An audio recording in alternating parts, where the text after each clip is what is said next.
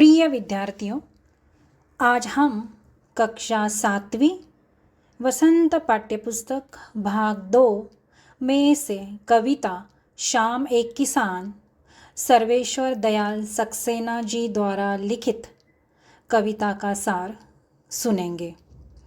कवि ने किसान के रूप में जाड़े की शाम के प्राकृतिक दृश्य का चित्रण वर्णन किया है।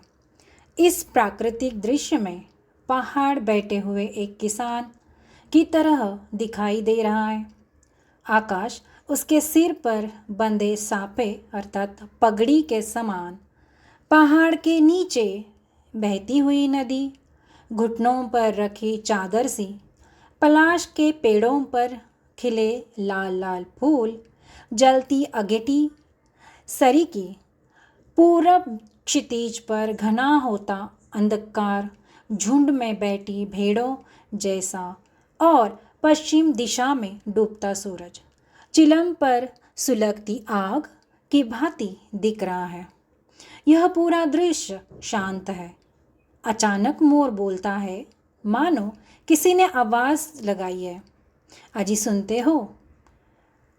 इसके बाद यह दृश्य घटना में बदल जाता है। कैसे? चिलम उलट जाती है, आग बुझ जाती है, धुआं उठने लगता है, सूरज डूब जाता है, शाम ढल जाती है और रात का अंधेरा छा जाता है। प्रिय विद्यार्थियों, कविता का सार सुनने के बाद शाम एक किसान कविता किस उद्देश्य से लिखी गई है, उद्देश्य क्या है, वो हम जानेंगे। शाम एक किसान कविता के माध्यम से सर्वेश्वर दयाल सक्सेना जी पर्वतीय प्रदेश के सायंकालीन प्राकृतिक सौंदर्य का दर्शन कराना चाहते हैं।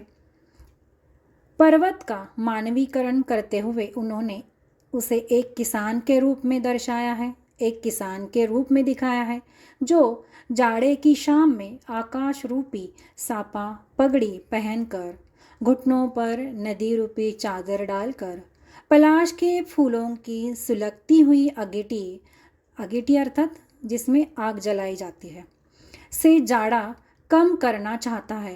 पूर्व दिशा में भेड़ों के झुंड की भांति फैला अंधकार भी बहुत आकर्षक लगता है, लेकिन कुछ ही पलों में रात्रि का अंधकार छाते की दृश्य घटना में बदल जाता है।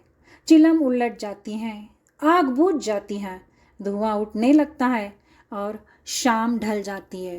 प्रिय विद्यार्थियों, अगर आपने सार और उद्देश्य को ध्यान से सुना होगा तो इस कविता के प्रश्नों के उत्तर लिखने में आपको आसानी होगी। धन्यवाद।